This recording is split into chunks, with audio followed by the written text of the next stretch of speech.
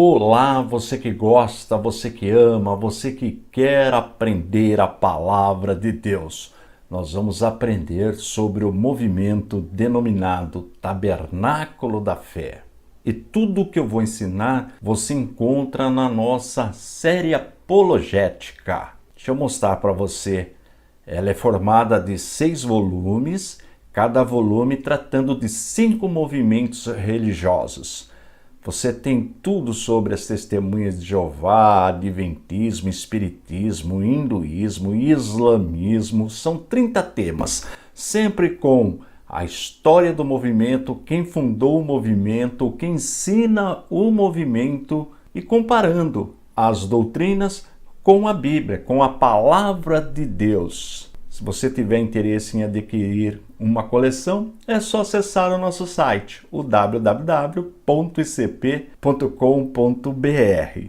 E se você ainda não é inscrito no nosso canal, faça a sua inscrição e dá um toque no sininho. Assim, sempre quando eu disponibilizar um vídeo novo, você será avisado. Aproveite, dá um likezinho aí para incentivar o professor, faça seu comentário. Todos os comentários são respondidos. E nos ajude na divulgação do nosso ministério, que tem como objetivo primordial o ensino da poderosa, da genuína palavra de Deus. Agora, chega de moleza, vamos trabalhar. Como eu disse, nós vamos tratar do movimento denominado Tabernáculo da Fé. Sempre quando eu abordo um segmento religioso, eu gosto de ler um artigo, a Declaração dos Direitos Universais do Homem. Vamos verificar? Diz o artigo 18 da Declaração Universal dos Direitos do Homem: todo homem tem direito à liberdade de pensamento, consciência e religião. Este direito inclui a liberdade de mudar de religião ou crença e a liberdade de manifestar esta religião ou crença pelo ensino, pela prática, pelo culto e pela observância, isolada ou coletivamente, em público ou em particular. Nós amamos todas as pessoas, independente de religião. Eu mesmo convivo com pessoas de diversas religiões, trabalhei com pessoas de outros segmentos religiosos, nunca tive problema, graças a Deus. E quando nós abordamos algum grupo religioso no nosso canal, a nossa proposta é só comparar o que ensina o grupo religioso com as Sagradas Escrituras, sempre no campo das ideias, no campo da teologia, nunca pessoal. E todo o material ele é aberto, nada é secreto. Você pode checar na internet e você vai encontrar todas as informações em sites de busca. Portanto, se você faz parte do movimento Tabernáculo da Fé, por favor, analise o que eu estou falando. Se eu mostrar algum slide, algum documento e você achar que não está correto, por favor, entre em contato comigo. Se você estiver com a razão, eu faço a retificação no próximo vídeo. Bem, sempre quando nós estudamos um grupo religioso, nós precisamos conhecer a história do movimento. Quando o movimento surgiu, quem foi o fundador do movimento, ou quem ensina o movimento, e comparamos com as Escrituras. Sempre assim, a abordagem segue sempre nesta linha. E no vídeo de hoje eu farei uma breve introdução na história do movimento. Vamos começar pelo fundador do movimento, o movimento denominado Tabernáculo da Fé. William Marion Branham nasceu em 1909 e faleceu em 1965, com apenas 56 anos. Este foi o fundador do movimento denominado Tabernáculo da Fé. Quando ele nasceu, os seus pais e a parteira alegaram ter visto uma auréola sobre a cabeça do bebê. E a auréola supostamente apareceu novamente em 1950, quando ele fazia uma campanha, quando ele estava pregando. E ele afirma que Deus falou com ele quando ele tinha apenas 7 anos. Vamos ver o que ele diz Deus ter dito para ele? Nunca beba, fume ou profane seu corpo com qualquer meio, pois eu tenho uma obra para você realizar quando estiver mais velho. Veja, segundo a história narrado pelo próprio movimento e, no caso, pelo William Branham, ele teve esta revelação com apenas 7 anos de idade. E os escritos do movimento diz que William Branham teve a sua experiência de conversão quando ele tinha 14 anos de idade. E aconteceu por meio da pregação de um pastor batista. Guardou esta informação? Ela é importante. Em 1932, com 23 anos, ele foi ordenado para o ministério. Ainda estava na Igreja Batista. E um fato que marcou a sua vida, um fato triste, ele perdeu a sua esposa e uma filhinha, ainda bebê. E ele interpretou isto porque ele não aceitou convite para pregar em um movimento unicista. Olha, esse detalhe é importante. Ele era batista, portanto, cria na doutrina da Santíssima Trindade no começo, logo que ele se converteu. Mas, como eu disse, ele interpreta como juízo de Deus a morte da sua esposa e da sua filhinha ainda bebê, por não ter dado atenção ao chamado de pregar em um movimento unicista. Movimento unicista é aquele que nega a Santíssima Trindade. Nós vamos aprender sobre isto mais na frente, quando nós estudarmos as doutrinas ensinadas por Branham e pelo movimento. Em 1946, ele alegou ter conversado com um anjo numa caverna secreta, onde ele diz ter recebido o poder de discernir a enfermidade das pessoas. Interessante esta revelação. E daí para frente ele começa a fazer campanhas de curas, de avivamento e dá sequência ao desenvolvimento do seu ministério. Na próxima aula, nós vamos aprender por que ele é chamado mensageiro do Apocalipse. Não vai perder a próxima aula, mas se você já quiser conhecer o assunto, os documentos, é só acessar o nosso site www.icp.com.br. Lá tem várias matérias tratando sobre o assunto, e também na série apologética ou na Bíblia apologética. Tanto a série como a Bíblia mostram por que a nossa instituição considera o movimento Tabernáculo da Fé uma seita. Mas isso nós vamos aprender nas próximas aulas, estudando as doutrinas que o grupo ensina e comparando estas doutrinas com a Bíblia, com a Palavra de Deus. Não vai perder a próxima aula. O mensageiro do Apocalipse. Quando o fundador do movimento faleceu, o William Marion Branham, os seus discípulos, os adeptos do movimento, não queriam que ele fosse sepultado, achavam que ele ia ressuscitar. Precisou até a justiça ser acionada, e aí a justiça determinou que houvesse o sepultamento. E por que isto aconteceu? Porque o grupo endeusava o líder. E por que eles endeusavam o líder? Porque o William Branham se achava um enviado de Deus, um dos mensageiros do Apocalipse. Vamos ver que texto William Branham utilizava para dizer que ele era o mensageiro do Apocalipse? Apocalipse capítulo 10, versículo 7. Mas nos dias em que o 7º anjo estiver para tocar sua trombeta, vai se cumprir o mistério de Deus, da forma como ele anunciou aos seus servos, os profetas. E como eu sempre digo, toda a minha argumentação, a minha abordagem, ela é feita consultando obras, provas documentais do próprio grupo. E eu vou deixar sempre no rodapé a fonte. Depois você pode consultar.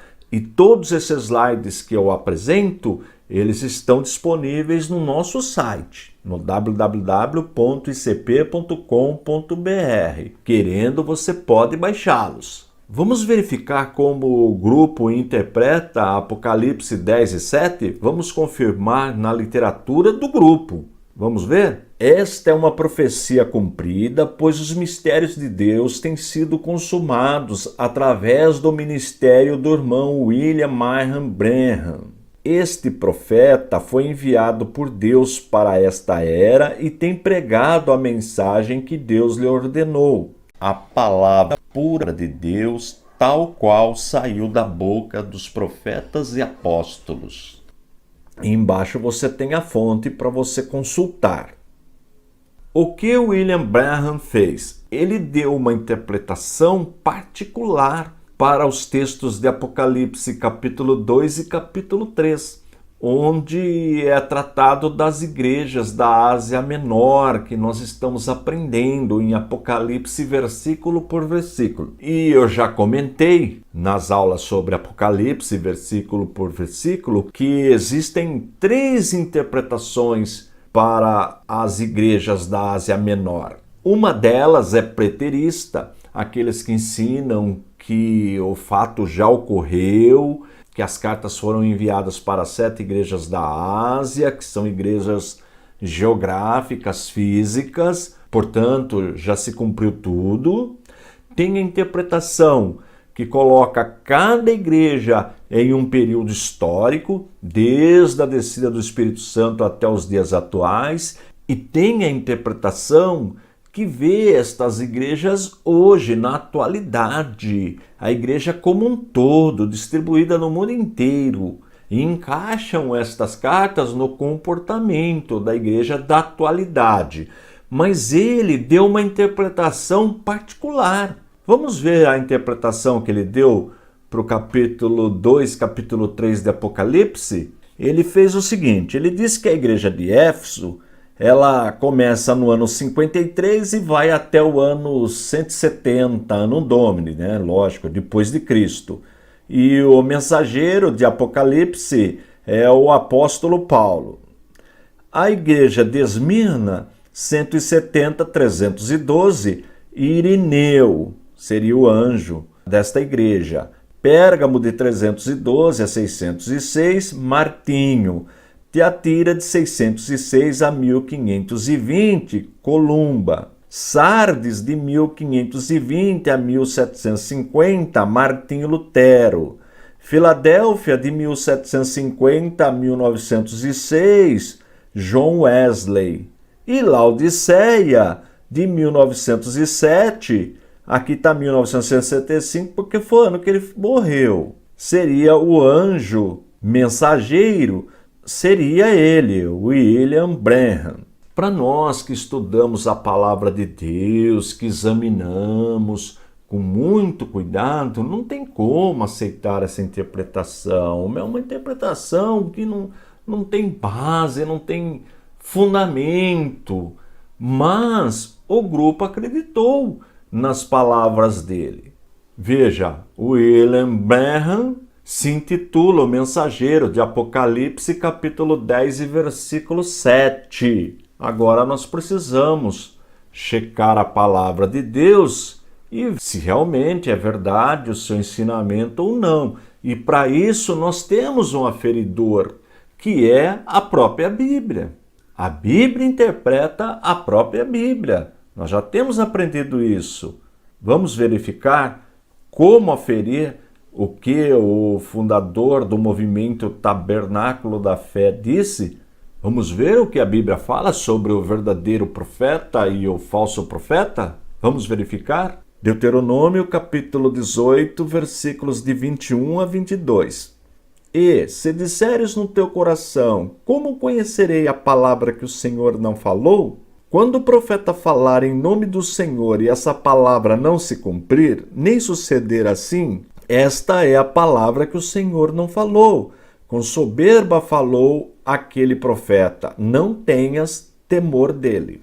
O texto de Deuteronômio está falando que se o profeta falar e aquela palavra não se cumprir, então não foi Deus que falou, é uma falsa profecia, portanto é um falso profeta. Aí nós podemos dizer que o maior inimigo do falso profeta é o tempo. Porque o profeta diz que vai acontecer uma coisa em tal data e aquilo não acontece, é um falso profeta. Repito, o maior inimigo do falso profeta é o tempo. Mas e se acontecer o que o profeta falou? É o suficiente para dizer que é um verdadeiro profeta? Não. Precisamos também verificar o que Jesus ensinou sobre o falso profeta. Vamos ver? Cuidado com os falsos profetas. Eles vêm a vocês vestidos de peles de ovelhas, mas por dentro são lobos devoradores. Vocês os reconhecerão por seus frutos. Pode alguém colher uvas de um espinheiro ou figos de ervas daninhas? E qual é o fruto do profeta? O seu ensino. Nós precisamos pegar o que o profeta ensinou e checar na palavra de Deus se tem fundamentação. Daí a importância do estudo da palavra de Deus, o estudo da teologia, o conhecimento, para não ser enganado, porque eles têm aparência, como Jesus disse, parece ovelha, mas não é. Bem, com base nestes textos, vamos verificar uma profecia do William Marion Branham. Vamos ver o que ele disse sobre a volta de Jesus? Mas daquele dia e hora ninguém sabe. Marcos capítulo 13, verso 32. Eu ainda permaneço firme em minha crença depois de 30 anos, porque Jesus não disse que ninguém poderia saber o ano, mês ou semana em que sua vinda seria completada. Então eu repito, eu sinceramente acredito e mantenho como um estudante particular da palavra, junto com a inspiração divina, que o ano de 1977 deve terminar os sistemas mundiais e inaugurar o milênio.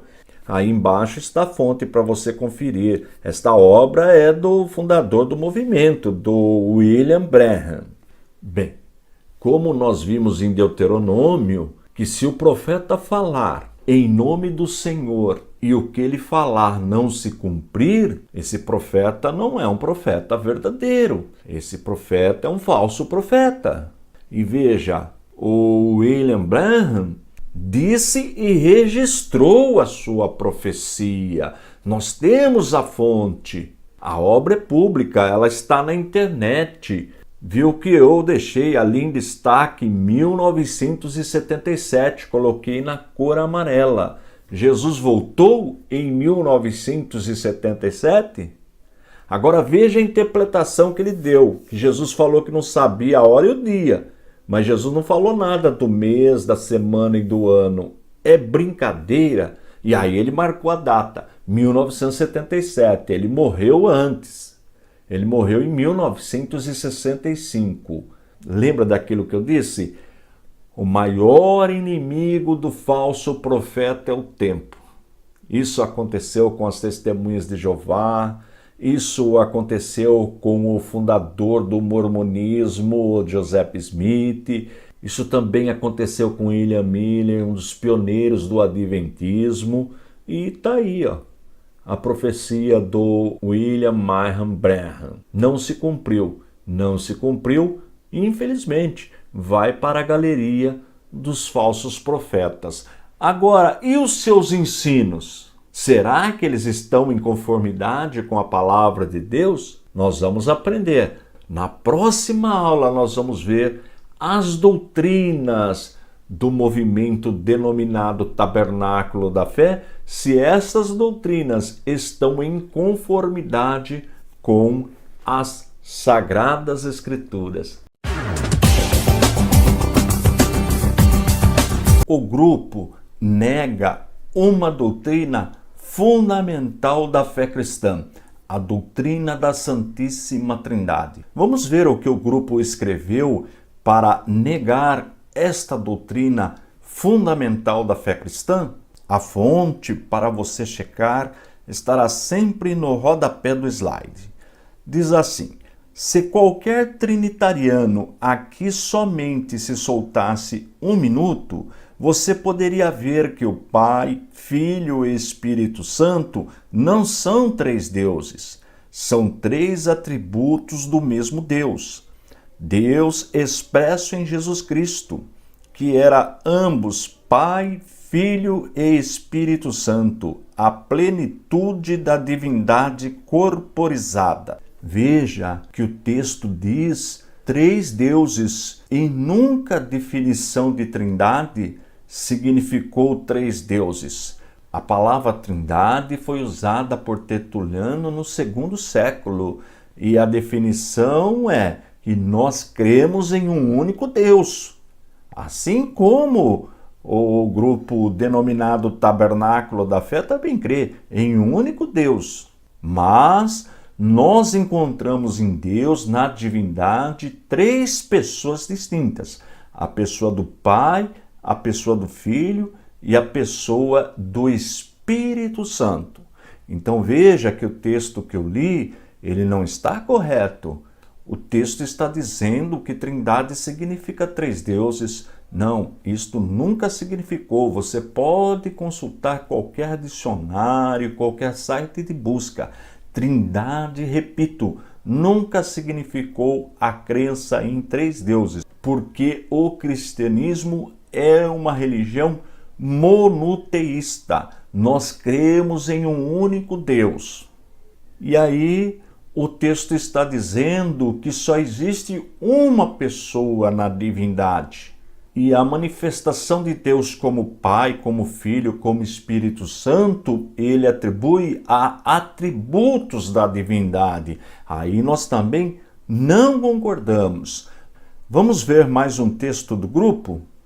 Deus precisa de homens que queiram sofrer pelo seu nome, não pelo nome Trindade. O que tem Roma de Deus? E, no entanto, os protestantes estão unidos com ela através da doutrina da Trindade.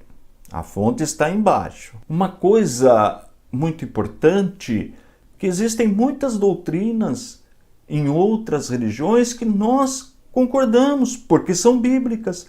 Por exemplo, o texto fala do catolicismo. O catolicismo crê na imortalidade da alma. Nós também cremos.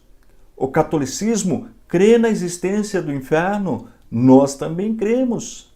O catolicismo crê na existência de anjos. Nós também cremos. E muitas outras doutrinas, assim como existem doutrinas também no Tabernáculo da Fé, que nós concordamos. Eu já até citei aqui. O movimento crê que existe só um Deus. Nós também cremos. Nós cremos da doutrina da Santíssima Trindade porque ela é bíblica. Quer ver outro exemplo? O movimento Tabernáculo da Fé crê que a Bíblia é a palavra de Deus. Nós também cremos. Os católicos também creem que a Bíblia é a palavra de Deus. Nós também cremos. Posso citar também os adventistas. Existem doutrinas do adventismo que nós concordamos, mas existem doutrinas que nós não concordamos. Só isso. Vamos ver um outro texto? Mas dirá você, em São João 14, 23 está escrito: se alguém me ama, guardará a minha palavra, e o meu Pai o amará, e viveremos e faremos nele morada. Não pense em três pessoas, mas em três ofícios. A fonte está aí no rodapé. Voltando, o grupo nega a existência de três pessoas. Em um dos escritos, o grupo chama de atributos. Agora o grupo está chamando de ofícios. Mas se somente Jesus é Deus, o Pai e o Espírito Santo são manifestações, são ofícios, como entender os versículos que eu vou apresentar agora? Mateus capítulo 3, versículo 17. Eis que uma voz dos céus dizia: este é meu filho amado, em quem me comprazo. A pergunta é o seguinte: imitou Jesus nesse texto a voz do Pai? Claro que não. Qualquer pessoa, independente de estudar teologia, ao ler esse texto, concluirá que são duas pessoas distintas. Nesse caso, o Pai falando. Vamos ver mais um texto? Mateus capítulo 17, versículo 5. E, estando ele ainda a falar, eis que uma nuvem luminosa os cobriu. E da nuvem saiu uma voz que dizia: Este é o meu amado filho, em quem me comprazo, escutai-o. A pergunta é o seguinte: onde estava o filho quando o pai falava? O texto é muito claro.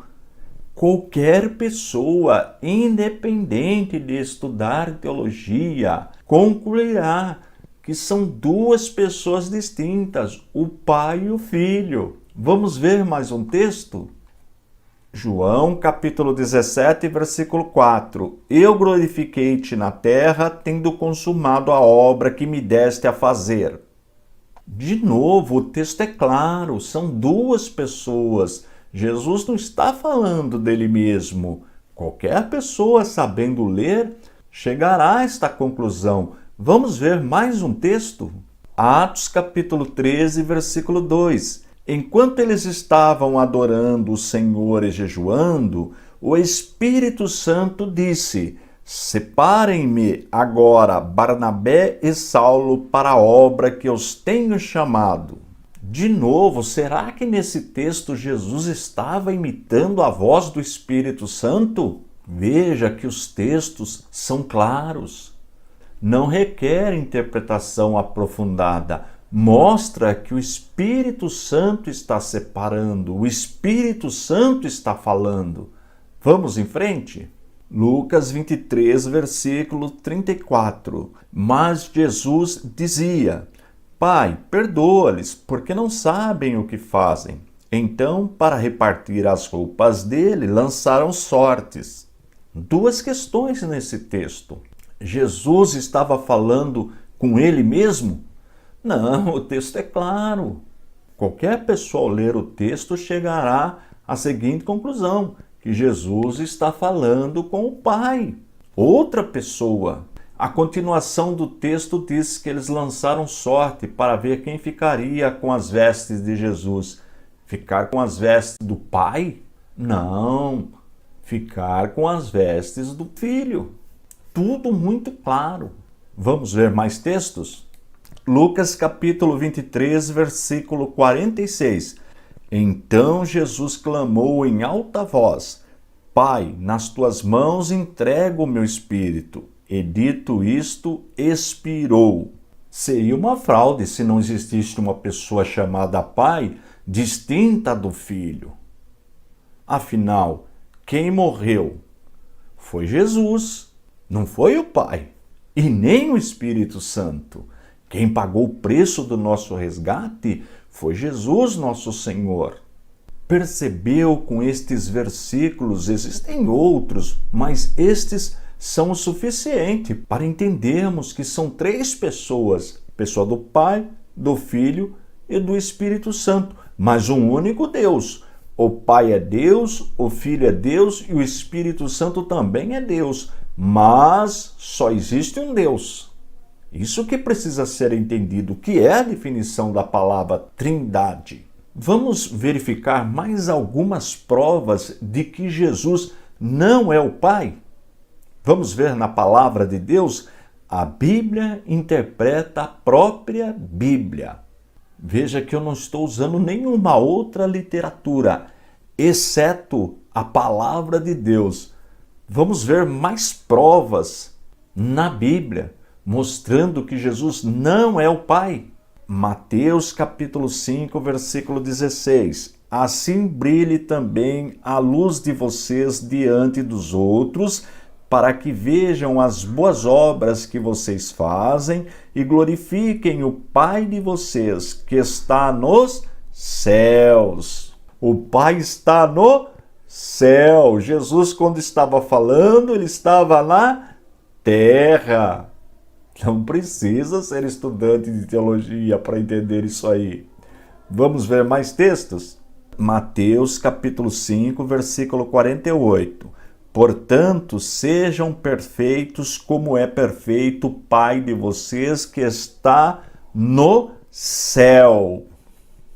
Quem estava falando? Jesus. Ele disse que o Pai estava no céu. É muito claro o texto.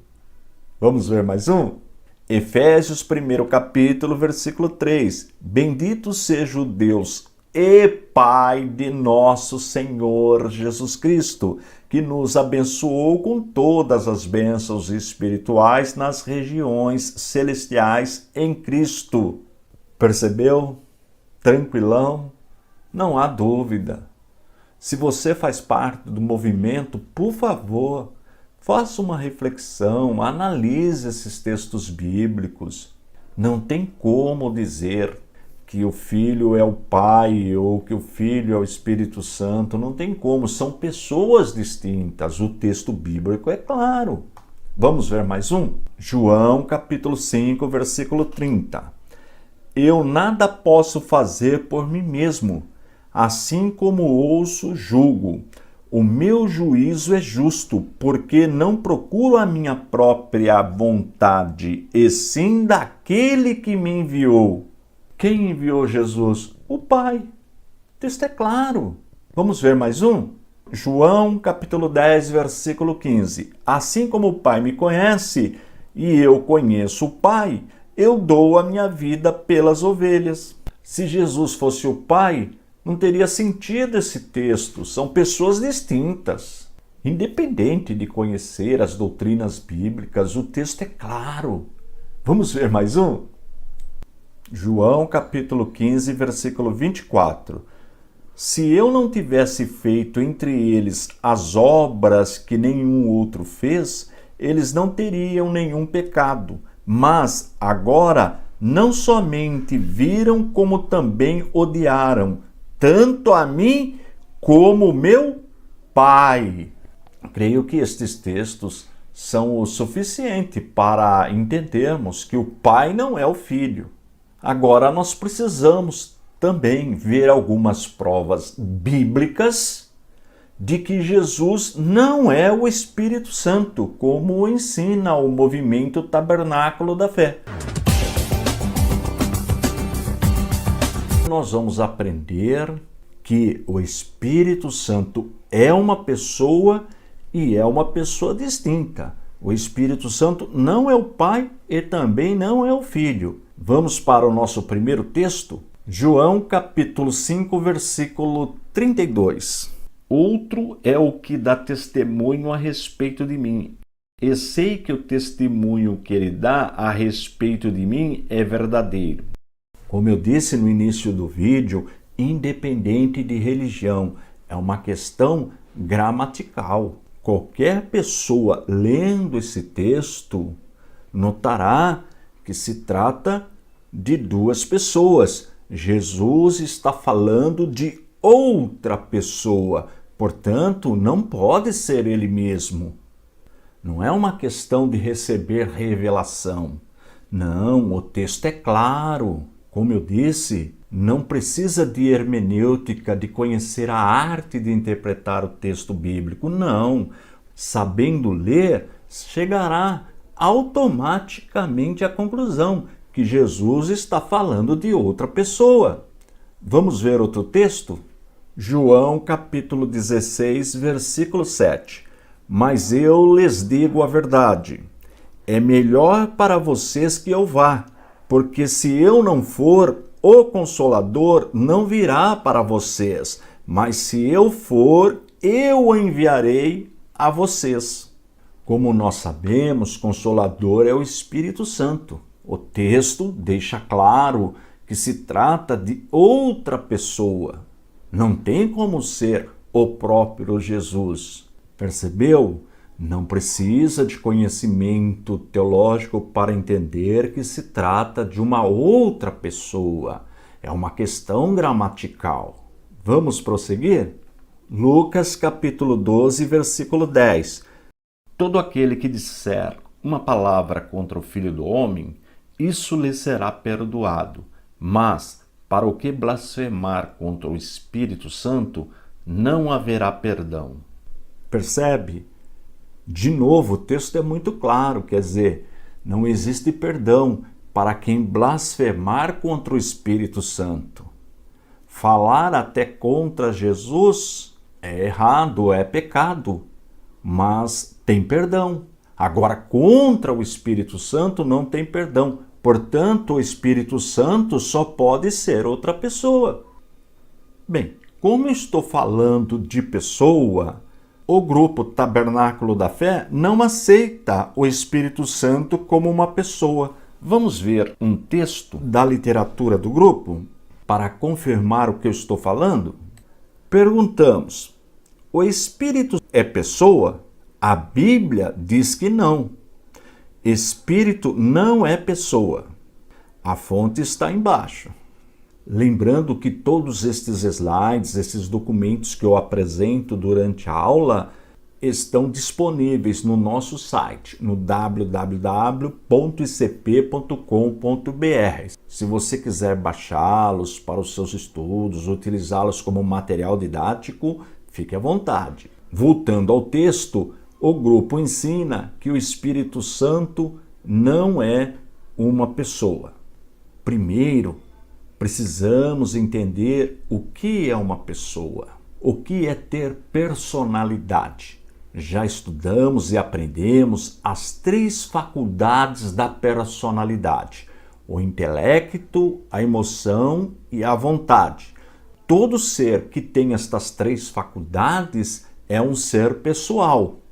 Vou repetir: intelecto, emoção e vontade. Veja, o diabo é um ser pessoal, mas não tem corpo físico, tem um corpo espiritual. Os anjos são seres pessoais, mas também eles não têm corpo físico, têm corpo espiritual. Deus é espírito e é um ser pessoal. Veja que é uma questão de entender o que é uma pessoa.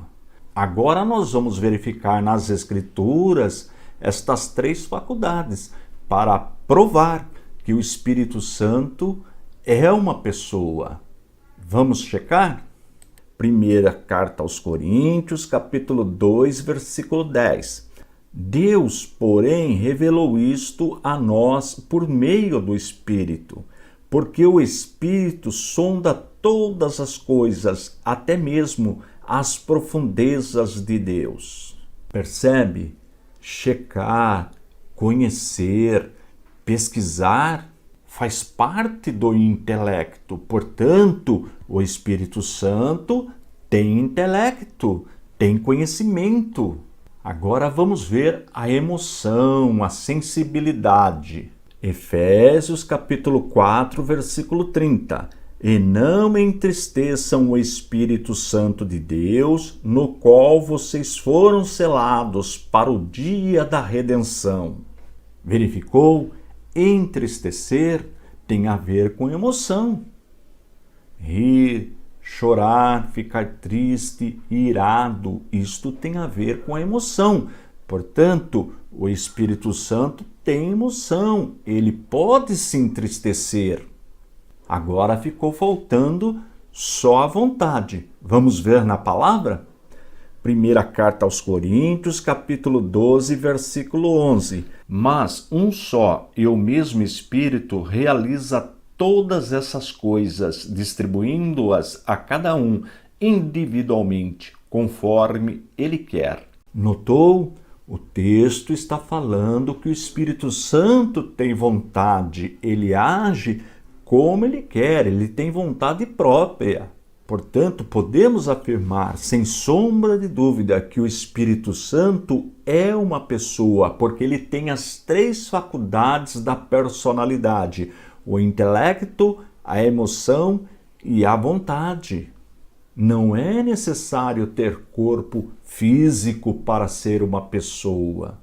Repito, o diabo é uma pessoa, mas não tem corpo físico, tem corpo espiritual. Os anjos são pessoas. Deus é espírito, mas Deus é um ser pessoal. E voltando sobre a personalidade do Espírito Santo, o Espírito Santo fala. Isso pode ser confirmado em Apocalipse, capítulo 2, versículo 7.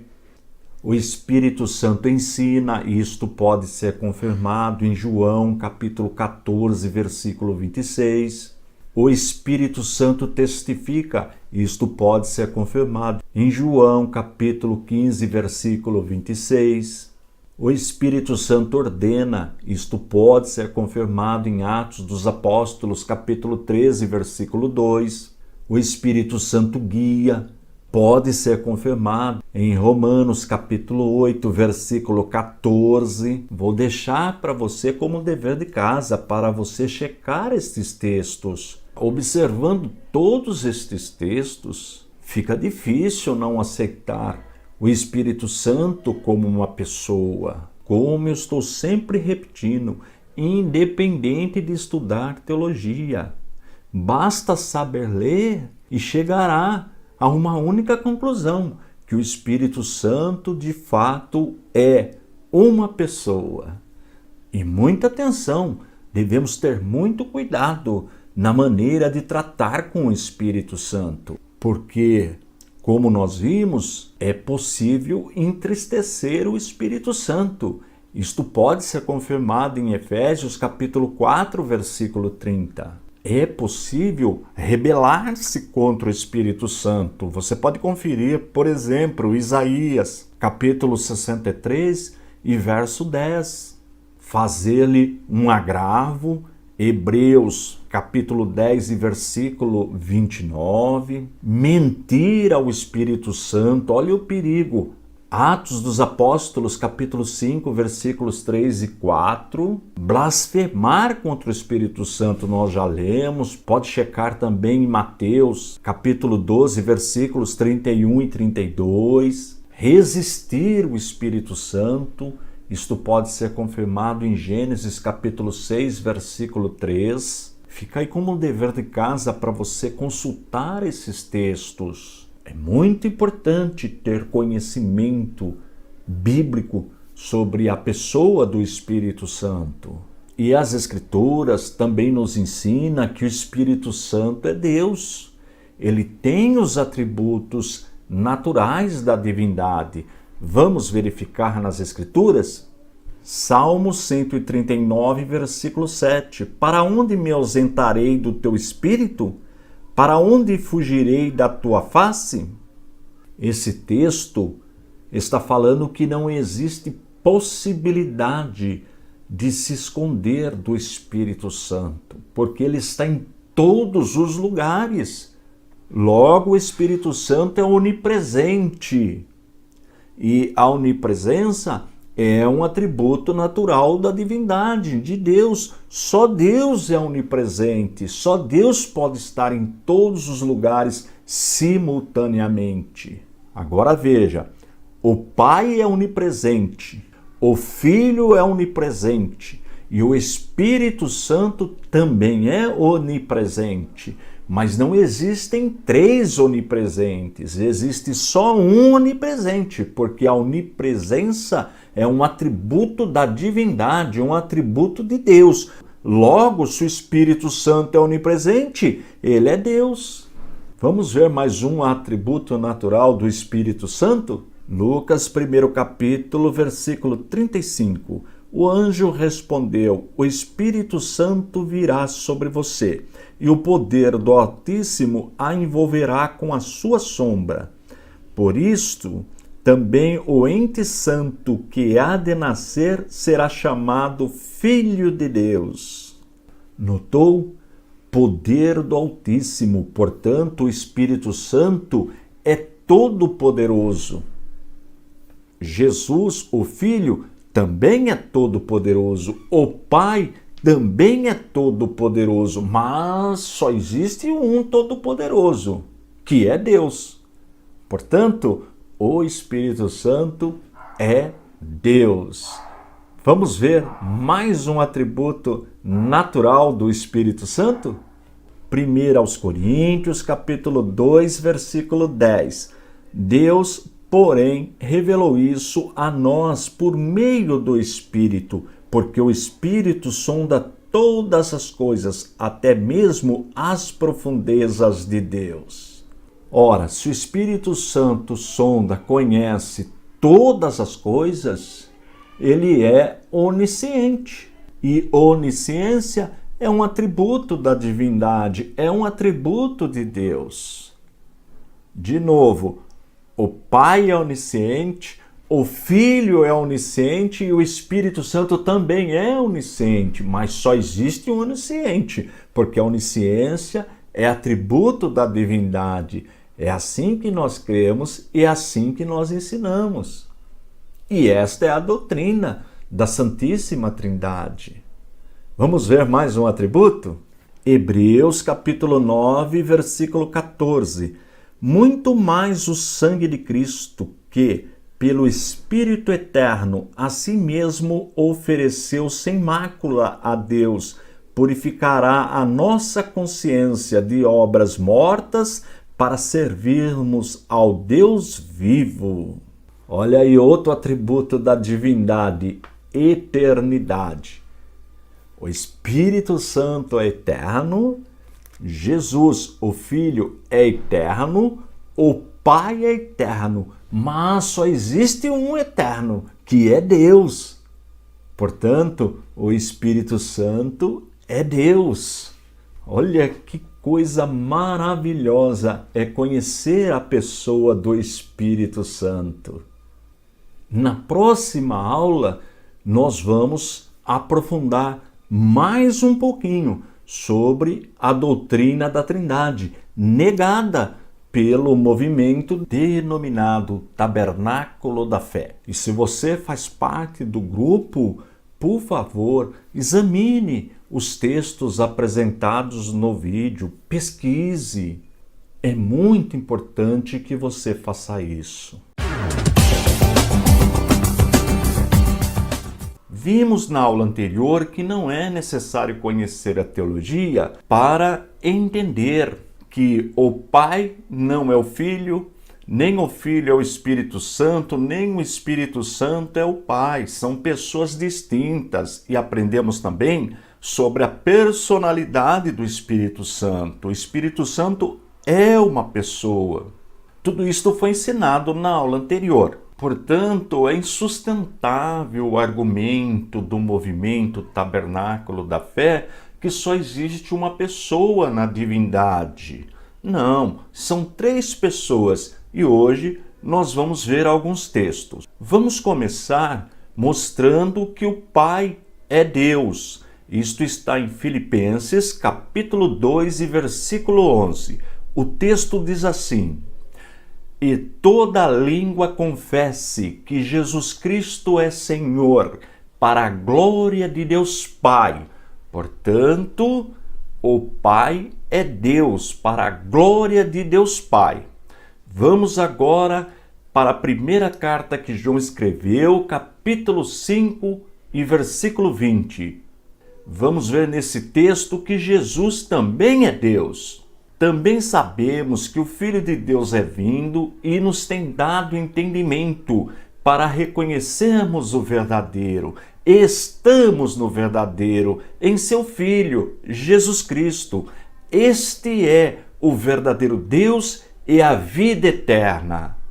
Percebeu? Filipenses 2:11 fala que o Pai é Deus. Primeira carta de João, capítulo 5, versículo 20, fala que o Filho é Deus. Está faltando agora a pessoa do Espírito Santo. Para isto, vamos verificar o texto que está no capítulo 5 de Atos dos Apóstolos, versículos 3 e 4. Então disse Pedro: Ananias, por que encheu Satanás o teu coração para que mentisses ao Espírito Santo, reservando parte do valor do campo? Conservando, porventura, não seria teu? E vendido, não estaria em teu poder? Como, pois, assentaste no coração este desígnio? Não mentiste aos homens, mas a Deus. Tá vendo? Aqui já está falando que o Espírito Santo é Deus. Ocorre que em Deuteronômio, capítulo 6, versículo 4, o texto diz que só existe um Deus. Vamos conferir? Ouve Israel, o Senhor nosso Deus é o único Senhor. Mas quando nós estudamos esta palavrinha único no original, nós vamos ver que este único é de unidade composta, não é um único absoluto. Eu tenho um vídeo só tratando deste versículo, eu vou deixar para você o link dele para você conferir. Agora veja que interessante este texto. Gênesis 1º capítulo, versículo 26. Também disse Deus: façamos o homem à nossa imagem, conforme a nossa semelhança. Até aí tá bom. Veja, disse Deus, está no singular. Façamos o homem à nossa imagem, conforme a nossa semelhança, está no plural. Logo, necessariamente, existe mais de uma pessoa neste texto. E quais são estas pessoas? A pessoa do Pai, a pessoa do Filho e a pessoa do Espírito Santo. Os três participaram da nossa criação. Olha que importante é conhecer esta doutrina. Desta forma, fica difícil para o grupo Tabernáculo da Fé. Não tem como negar a doutrina da Trindade. É só entender a questão da unidade composta. Um exemplo, a humanidade é formada de mais de 7 bilhões e meio de pessoas. Só existe uma humanidade, mas ela é formada de 7 bilhões e meio de pessoas. O casal é formado por 2 pessoas, mas é um único casal. O mesmo ocorre com o nosso Deus. Existe só um Deus. E isto, o movimento Tabernáculo da Fé também crê. Só que encontramos na divindade 3 pessoas, e é o que eles querem negar, mas não tem como. A Bíblia deixa muito claro as 3 pessoas. E aí nós concluímos esse assunto. Agora veja que interessante. Como o grupo nega a doutrina da Trindade, também o grupo não aceita a fórmula batismal. E para rejeitar o que Jesus nos ensinou, a maior autoridade no assunto, o grupo lança a mão de 4 versículos localizados em Atos dos Apóstolos. Vamos ver quais são esses versículos? Atos capítulo 2, versículo 38. Respondeu-lhes Pedro: arrependei-vos e cada um de vós seja batizado em nome de Jesus Cristo para a remissão dos vossos pecados e recebereis o dom do Espírito Santo. Então aí fala em nome de Jesus Cristo. Vamos ver o próximo texto. Atos capítulo 8, versículo 16. Porquanto não haveria ainda descido sobre nenhum deles, mas somente haviam sido batizados em o nome do Senhor Jesus. No versículo anterior, falou Jesus Cristo. Aqui falou o Senhor Jesus. Vamos ver o próximo. Atos capítulo 10, versículo 48. E ordenou que fossem batizados em nome de Jesus Cristo. Então lhe pediram que permanecesse com eles por alguns dias. Tá vendo? Aí voltou de novo. Jesus Cristo. Vamos ver o 4º versículo. Atos capítulo 19, versículo 5. Eles, tendo ouvido isto, foram batizados em nome do Senhor Jesus. 2 versículos falam em nome do Senhor Jesus e 2 versículos falam Jesus Cristo. E aí, qual é o correto? Acontece que estes versículos estão falando da autoridade. Quem nos dá autoridade para batizar é o Senhor Jesus Cristo, nosso Senhor. Mas a fórmula foi nos ensinada pelo próprio Jesus. Vamos verificar? Mateus capítulo 28, versículos 18 e 19. Jesus, aproximando-se, falou-lhes dizendo: toda autoridade me foi dada no céu e na terra. Ide, portanto, fazei discípulos de todas as nações, batizando-os em nome do Pai e do Filho e do Espírito Santo. Esta é a fórmula batismal, é assim que a igreja batiza. Interessante que quando nós lemos os primeiros escritos daqueles que vieram depois dos apóstolos, nós vamos encontrar eles batizando. Nós temos registros, literatura daquela época, mostrando que eles batizavam em nome do Pai, do Filho e do Espírito Santo. Mas, como o grupo nega a Santíssima Trindade, também o grupo não aceita batizar como Jesus, a maior autoridade no assunto, nos ensinou. E para concluir a aula de hoje, existe uma doutrina que também é negada pelo grupo, que as pessoas condenadas irão para o inferno. O grupo nega esta doutrina. Vamos ver o que o grupo ensina? Esta é literatura do próprio grupo. O inferno foi criado para o diabo e seus anjos, para o anticristo e sua gente. Ele foi o diabo encarnado e por isso foi preparado para destruí-los. De tudo que existe, o mundo e tudo demais, há um só eterno, esse é Deus.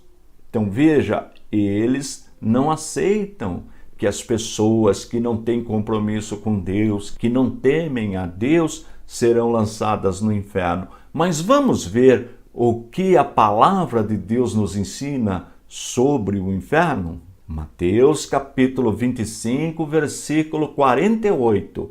E irão estes para o castigo eterno, porém os justos para a vida eterna. É só ler o contexto, aquilo que vem antes do texto, você vai ver que Jesus está falando daqueles que não têm compromisso com Deus. Irão para o inferno. Olha a segunda carta que Paulo escreveu aos Tessalonicenses, no primeiro capítulo, versículos de 7 a 9. E a vós outros que sois atribulados, alívio juntamente conosco, quando do céu se manifestar o Senhor Jesus com os anjos do seu poder em chama de fogo, tomando vingança contra os que não conhecem a Deus e contra os que não obedecem ao Evangelho de nosso Senhor Jesus.